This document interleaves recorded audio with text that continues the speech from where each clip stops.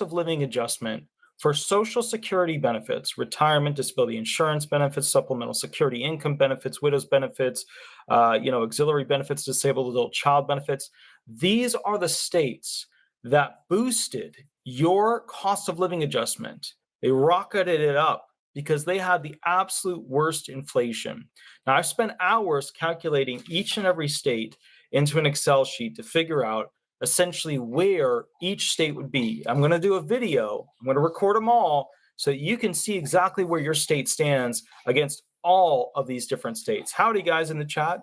Now, please remember to like, subscribe, and leave 5-star reviews. The 5-star reviews really help me go ahead, as you can hear my dog in the background, really help me go ahead and basically compete against these mega big box firms. So I'm going to put that in the chat section right there with the direct link. Now, here are the states that boosted your Social Security benefits for 2023 the most through the cost of living adjustment, okay?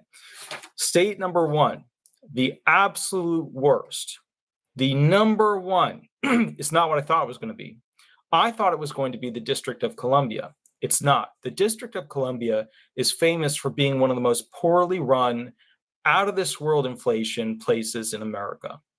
It's almost always one of these ridiculous places where people who can't earn enough can't even live to do the basic jobs that a lot of the politicians need to be able to exist there.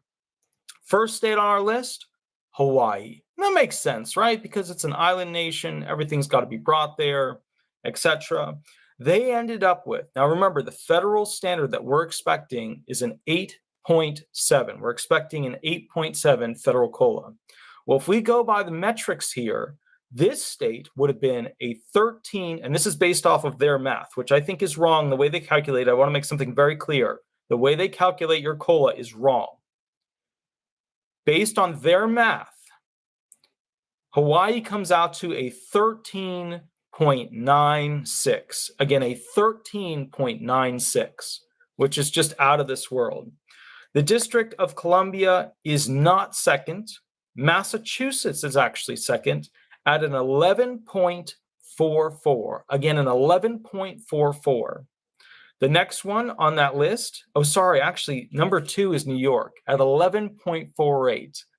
Good job, New York. Oh my goodness, that's terrible. All right, the next one on the list after that, New York is at 10.48. I've got my numbers here. I can't read them because I have my glasses on. The number 1 is Hawaii, 13.96. The number 2 is 11.44 for Massachusetts. The number 3 is the District of Columbia for 11.3 COLA.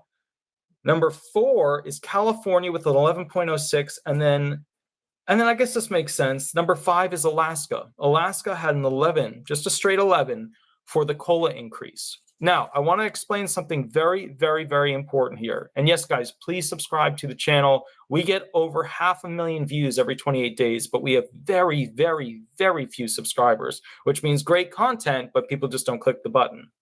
So what this means is that you have states on this scale, right? The scale where the states with the highest inflation, that's like your District of Columbia, your Hawaii, your heavy hitter blue states. They have the most out of control inflation, okay?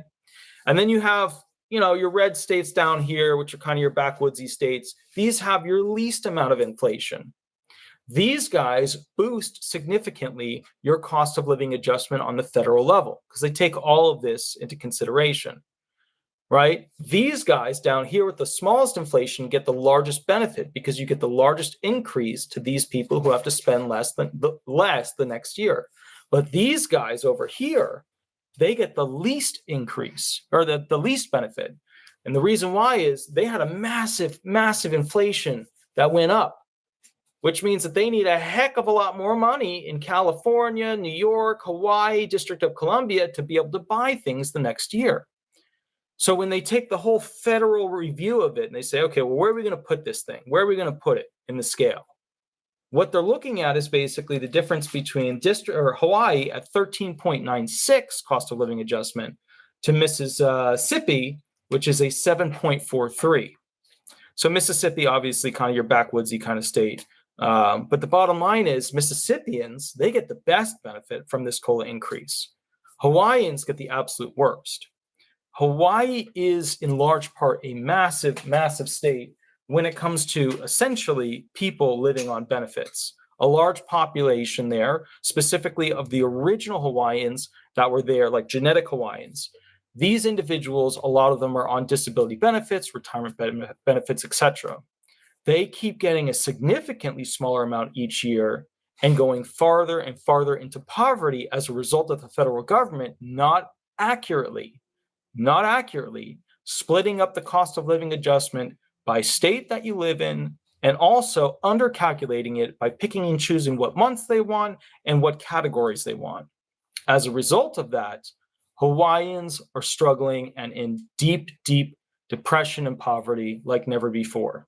This is a terrible thing, but these numbers that I'm going to go through video by video, state by state, show exactly what the problem is.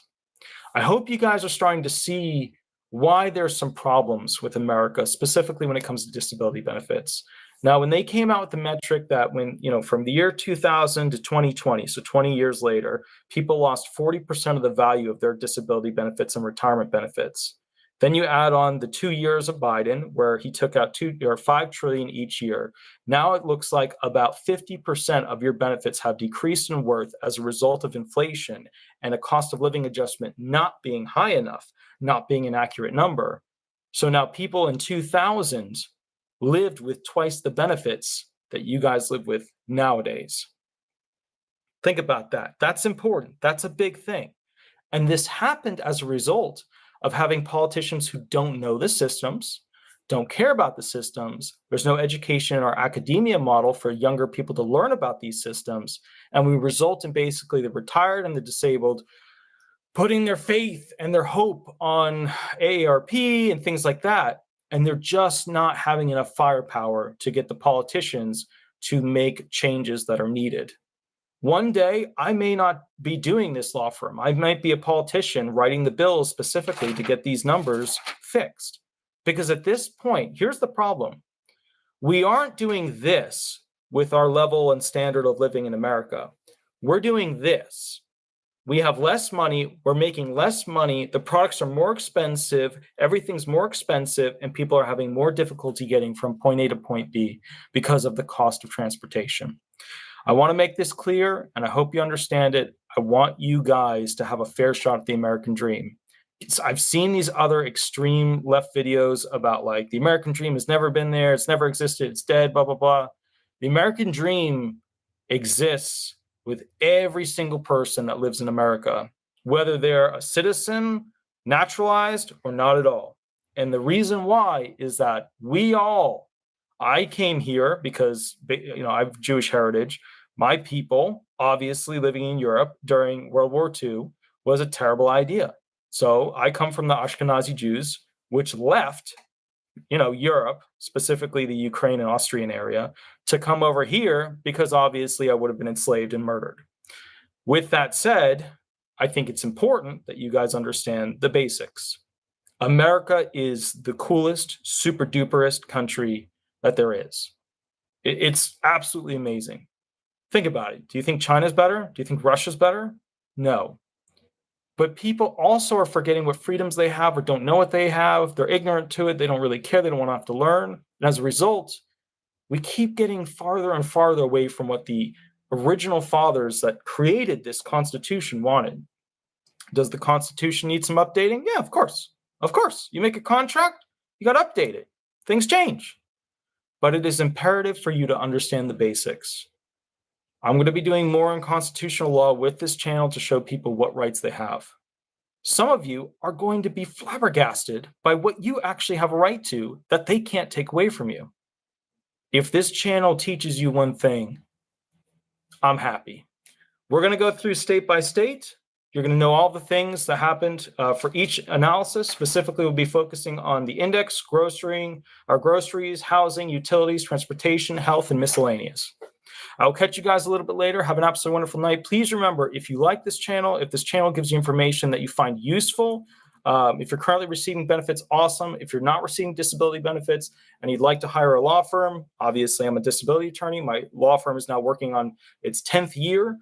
in practice. That's disability resolution right there. I'm working on a website called spaceconstitution.com to create the templates for future space nations, whether they're on planets or they're on space stations.